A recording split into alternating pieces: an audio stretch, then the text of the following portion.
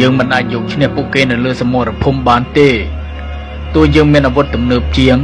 ក៏ស្មារតីស្នេហាជាតិរបស់ពួកគេរឹងមាំដូចថ្មភ្នំអញ្ចឹងបើកម្លាំងខាងក្រៅមិនអាចបំបាក់បានយើងត្រូវតែបំផ្លាញពីខាងក្នុងសង្គ្រាមដ៏ល្អបំផុតគឺជាសង្គ្រាមដែលសត្រូវមិនដឹងថាយើងកំពុងតែច្បាំងយើងនឹងមិនសម្លាប់ពួកគេដោយគ្រោះកំភ្លើងទេតែយើងសម្លាប់ពួកគេដោយស្លាបព្រាយើងនឹងបញ្ចេញសារធាតុគីមីពិសេសម្យ៉ាងដែលផ្សំក្នុងចំណីអាហារភេសជ្ជៈនិងបង្អែមដែលមានតម្លៃថោកនិងមានរូបរាងទាក់ទាញ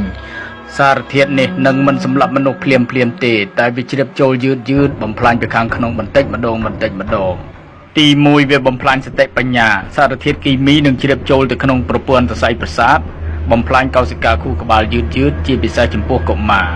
ពួកគេនឹងក្លាយជាមនុស្សចំនួនក្រោយដែលខ្សោយសតិបញ្ញានិងរៀនមិនចូលគិតក៏មិនបានវែងឆ្ងាយទី2បំផ្លាញសុខភាពសារធាតុនេះនឹងធ្វើឲ្យប្រព័ន្ធការពាររាងកាយចុះខ្សោយងាយនឹងកើតជំងឺប្លែកជំងឺមហារីកនិងជំងឺរ៉ាំរ៉ៃផ្សេង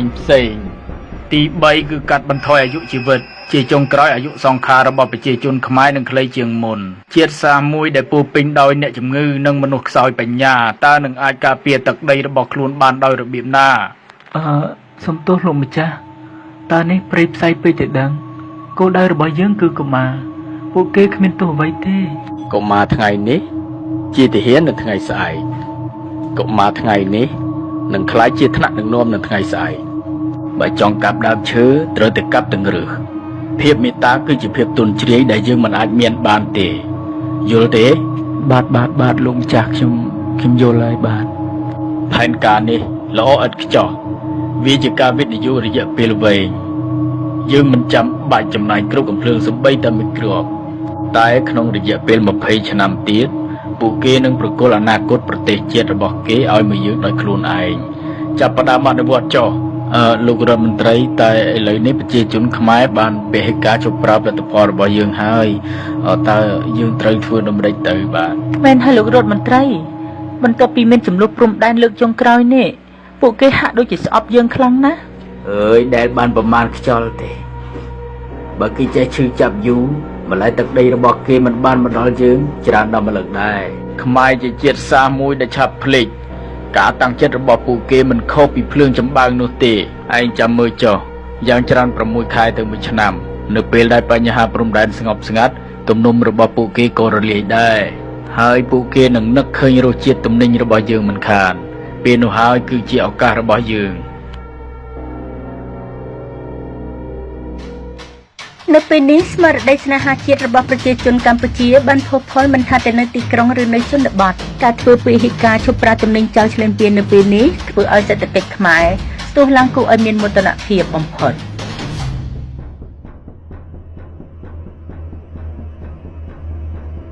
ម៉ាទិញនំអានេះឲ្យកូនមកអានឹងបោះសៀមទីកូនណានេះម៉ាអាយ៉ាគេទៅចុះតម្លៃគួរសមនេះពងតក្រផងបងមើលបន្លែស្រស់សិនអីអានឹងយកមកពីសៀមណាបងបន្លែបោះសៀមស្រស់ដល់ហើយណែឯងស្លឹងមើលអីគេហ្នឹងអើយគ្នារករបស់សៀមដកឃើញមានអញ្ចឹងអូនអើយរបស់សៀមស្អែកនាំចូលមកឲ្យអូន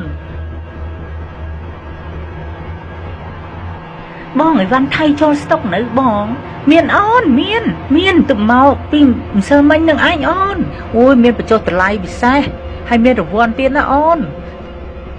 សូមអបអរលោកឧត្តមសេនីយ៍ពេលនេះនាងខ្ញុំទទួលដំណឹងថាប្រជាជនខ្មែរកំពុងតែបាក់ទឹកបាក់ដីមកប្រាប់ផលិតផលយើងវិញហើយចា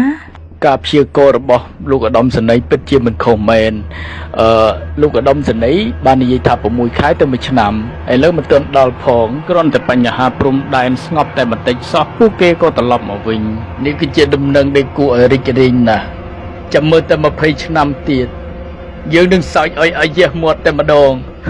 មើលទៅប្រហែលជាមិនដល់20ឆ្នាំទេដឹងលោកប្រធានព្រោះថាអាជីវករខ្មែរមួយចំនួន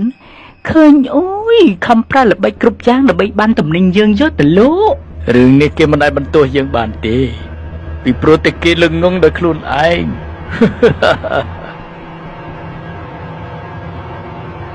ចុំវាមិនអាចទៅរួចទេអត្រាកុមារមានបញ្ហាក្នុងការរៀនសូត្រ និងអត្រាអ្នកកើតជំងឺមហារីកថ្លើមកើនឡើងខុសប្រក្រតីជាពិសេសនៅតាមបណ្ដាខេត្តជាប់ព្រំដែនវាដូចជាមិនសមហេតុផលទោះទៅសោះនេះវឌ្ឍនាអមយាយក្មួយឮសូរថាអត់ស្រួលខ្លួនទេមិនដឹងទេប្អូនអើយមួយរយៈនេះវាភ្លេចភ្លាំងច្រើនណាស់រៀនក៏មិនសូវចាំដូចមុនគ្រូនៅសាលាក៏ល្អូនឹងវាដែរចុះអាការៈរបស់វឌ្ឍនាយ៉ាងម៉េចដែរបងវាដូចជាប្លែកអូនផ្លឹកហៅ10ម៉ាត់អត់ចង់លឺទេណាចុះនំកញ្ចប់នេះបងឲ្យវឌ្ឍនាញ៉ាំពីងកាល់ដែរបងឥឡូវឬក៏យូរហើយទេនំនេះបងដូចជាឲ្យអូនញ៉ាំយូរដែរហើយវាកើតអីមែនអូនខ្ញុំគិតថាលោកគ្រូពេទ្យវិចិត្រកំទិនអាស្រន់ស្លោពេករឿងក្មួយលោកគ្រូឈឺជួនកាលវាគ្រាន់តែជាជំងឺកាត់ឡើងទៅតាមរដូវកាលតែប៉ុណ្ណោះខ្ញុំនៅតែជឿជាក់ថាបញ្ហាខុសប្រក្រតីខាងលើនេះគឺបណ្ដាលមកពីចំណីអាហារដែលយើងនាំចូលមកនឹងឯងរឿងនេះមិនមែនជារឿងតូចតាចទេលោកវិចិត្រជួនកាលវាអាចធ្វើឲ្យប៉ះពាល់ទំនាក់ទំនងការទូតជាថ្មីក៏ថាបានដែរណាខ្ញុំដឹងលោកប្រធានក៏ប៉ុន្តែនេះគឺជាអាយុជីវិតរបស់ប្រជាជននិងជាអនាគតរបស់កូនចៅយើងចំនួនក្រោយណាលោកប្រធានឥឡូវអញ្ចេះលោកទៅរកផុសតាំងឲ្យបានសិនមកណាទៅរកផុសតាំងឲ្យបានសិនមកហើយចាំមកជួបខ្ញុំអូខេបាទលោកប្រធានបាទអរគុណលោកប្រធាន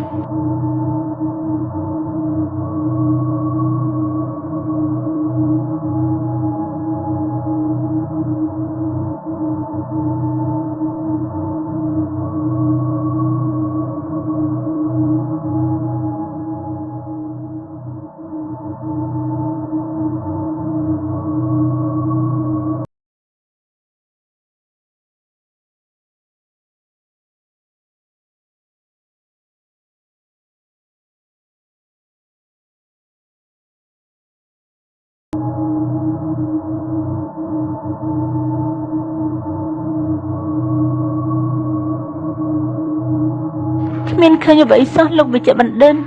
ការធ្វើតេស្តរាប់សិបលើកដោយប្រើវិធីសាស្ត្រស្តង់ដារមិនបានបង្ហាញអ្វីខុសប្រក្រតីទេ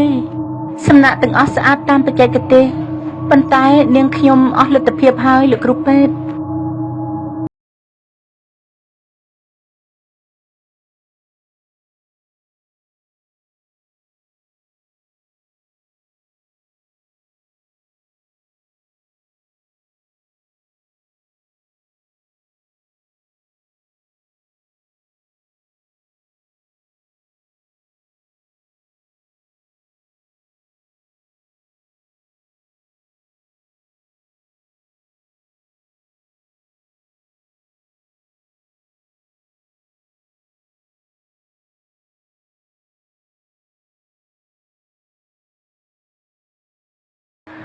នេះហើយគឺជាអាវុធជីវសាស្ត្រដែលកំពុងតែសម្ងំលាក់ខ្លួនបំផ្លាញអាយុជីវិតរបស់ប្រជាជនយើងណាព្រះអើយវាគួរឲ្យខ្លាចណាស់សារធាតុនេះមិនមាននៅក្នុងបញ្ជីសារធាតុគីមីសកលទេរចនាសម្ព័ន្ធម៉ូលេគុលរបស់វាត្រូវបានរចនាឡើងយ៉ាងប៉ិនប្រសប់ពួកយើងទាំងអស់គ្នារៀបចំឯកសារដើម្បីបញ្ជូនទៅថ្នាក់លើនេះមិនត្រឹមតែជាបញ្ហាសុខភាពសាធារណៈធម្មតាទេនេះគឺជាការប្រកាសសង្គ្រាមដោយគ្មានផ្សែងត្រឹមត្រូវណាស់លោកប្រធាន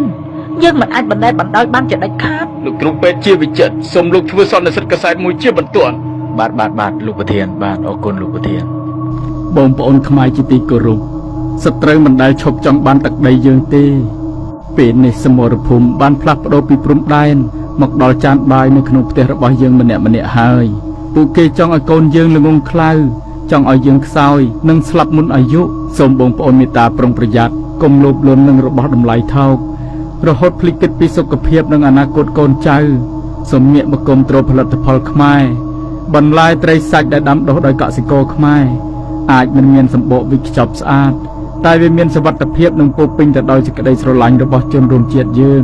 កម្លាំងរបស់ជាតិគឺស្ថិតនៅលើសុខភាពនិងបញ្ញាញាណរបស់ប្រជាជនកុំឲ្យសត្រូវឈ្នះសង្គ្រាមដោយសារតែការធ្វើប្រហែសរបស់យើងនៅលើចានបាយឡើយហើយដឹងស្អីទេផ្សាយខ្ញុំញ៉ាំអាហារថៃមួយជីវិតឯងមិនឃើញមានកាត់អីផងអើយនេះឯងទាល់តែឃើញក្តាមមឈូសបានស្រក់ទឹកភ្នែក nè ơiខ្ញុំទៅផ្សារទិញបានអីវ៉ាន់ថៃច្រើនណាស់ថ្ងៃនេះហ៎អូគេចូលស្តុកថ្មីឯនេះអើយនិយាយទៅយើងមិនដឹងជាមនសិការស្អីទេមកសង្គ្រាមគេចប់ទៅហើយដែរមែនហើយនើអើយតែយើងធ្វើល្អងគេក៏ល្អនឹងយើងវិញដែរហើយគិតយ៉ាងម៉េចទេប្រជាជនខ្មែរយើងឥឡូវអត់គិតពីវីរៈកងទ័ពជួបមកដែលខំពលីជីវិតដើម្បីការពារជាតិមាតុភូមិសោះអូយអ្នកអើយចឹងបានគេថាគេឌីលយើងវាមិនខុសមែនណាអ្នកយើងនេះវាដូចភ្លើងចម្បាំងមែនហ្នឹងណាឆ្ងាញ់ណាស់របស់គេហើយថ្ងៃនេះដាច់ម៉ួយអត់មានម៉ួយមកគ្រាប់សោះព្រោះតែម្នាក់គុំត្រតែរបស់ចៅមកអ្នកអើយទៅវិញទៅណារោងចក្រយើងបិទហើយតោះយើងមែនហើយតោះទៅវិញទៅទោះបីជាយើងនៅក៏រោងចក្រយើងមិនបានបើកវិញដែរ The number of infected people has increased significantly. ទិន្នន័យនៅឡើងខ្ពស់ដដែលគិតយ៉ាងណាទេលោកគ្រូពេទ្យជួយកូនខ្ញុំផងលោកគ្រូពេទ្យមិនអីទេចាំលោកគ្រូជួយហើយលោកគ្រូពេទ្យខ្ញុំប្រចាំលបងឯងមករយៈសិនសង្ឃឹមតែខ្ញុំមានលុយយកមកលោះវិញណាលបងព្រោះតែអាហាររបស់ចៅធ្វើឲ្យចៅយើងស្លាប់ហើយតាវាដល់ចៅហ្នឹងហ្នឹងហើយស្លាប់ជាដំណឹងដ៏រីករាយនៅពេលនេះស្ថានភាពអ្នកជំងឺបានថយចុះគួរឲ្យកត់សម្គាល់ប្រជាជនខ្មែរ 100% បានងាកមកប្រើផលិតផលខ្មែរគ្រប់គ្នាពិតជាចម្លែកណាស់លោកដុកទ័រទើបតែអនិច្ចកម្មទៅកាលពីអាទិត្យមុនដោយជំងឺដាច់សរសៃឈាមខួរក្បាលហើយឥឡូវនេះលោកឧត្តមសេនីយ៍ក៏ឈឺម្នាក់ទៀតគ្រាន់តែដឹងថាខាងកម្ពុជាបានដឹងល្បិចលោកឧត្តមសេនីយ៍ក៏ឈឺធ្ងន់ភ្លាមហើយពិតជាអាណិតលោកណាស់មែនហើយគួរអាណិតលោកណាស់មិននឹកស្មានថាផែនការកលាប់ចាក់ចឹងសោះហើយខំសង្ឃឹមថាប្រជាជនខ្មែរចូលអន្ទាក់យើងទៅហើយតែឥឡូវចប់បាត់ការឈឺចាប់បានបង្រៀនយើងការវិនិច្ឆ័យបានដាស់យើងការភ្លេចភ្លាំងមួយគ្រាបានបដូរមកវិញនូវការឈឺចាប់មួយចំនួនសត្រូវអាចបំផ្លាញសុខភាពយើងបានមួយចំនួន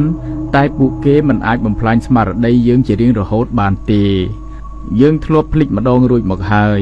តែលើកនេះយើងនឹងចងចាំមេរៀនដែលស្រោចដោយឈាមនិងទឹកភ្នែកទុកក្នុងខួរក្បាលរបស់យើងបដិញ្ញាថានឹងមិនឲ្យប្រវត្តិសាស្ត្រដ៏ឈឺចាប់នេះកើតមានឡើងជាលើកទី2ជាដាច់ខាតនៅលើដីសវណ្ណភូមិនេះកៅដឹងទេត្រីនេះមកពីកសិដ្ឋានរបស់ពូសុកនៅឯភូមិយើងឯបន្លែនេះមកពីសួនរបស់មីងធីតាអង្ករនេះមកពីស្រែរបស់យើងផ្ទាល់ណាចៅខ្ញុំដឹងលោកតាអ្នកគ្រូនៅសាលាប្រាប់ថាអាហារនីមួយៗដែលយើងញ៉ាំគឺជាការបោះឆ្នោតឲ្យអនាគតប្រទេសជាតិចៅនិយាយត្រូវហើយ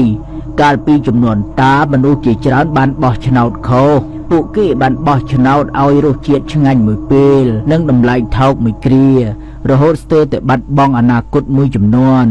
ការឈឺចាប់នោះវាបានក្លាយជាមេរៀនដែលត្រូវបង្រៀនកូនចៅតរៀងទៅនៅតាមសាលារៀនគ្រប់កម្រិតមុខវិជ្ជាសុវត្ថិភាពស្បៀងអាហារបានក្លាយជាមុខវិជ្ជាកាតព្វកិច្ចនៅថ្ងៃខួបមរណភាពរបស់លោកវិជ្ជបណ្ឌិតជាវិចិត្រគេប្រារព្ធទិវាជាតិនៃការដឹងគុណចានបាយខ្មែរ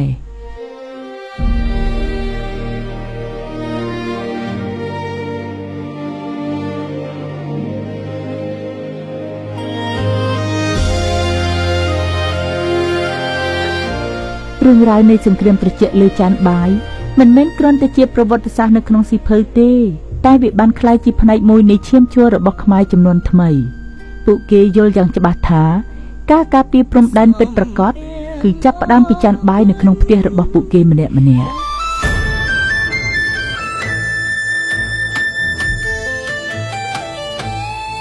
กับថ្មចំណាំកូនខ្មែរត្រូវចាំឈប់គុំទ្រចោលរាប់រយឆ្នាំហើយគេមិនថយក្រោយលើកទ័ពចូលមកឲ្យយើងខ្ទេចខ្ទីវីរៈជនពលីប្រទេសជាតិវឹកវរវ ពាក្យដែលកុហកគេថាយើងនេះទេអ្នកធ្វើភ្លាមកសំដែងតួល្អផ្សព្វផ្សាយបន្តឲ្យគេអាណិតតែបនមិនជួយដោយឲ្យសម្ពុតបង្ហាញការពិត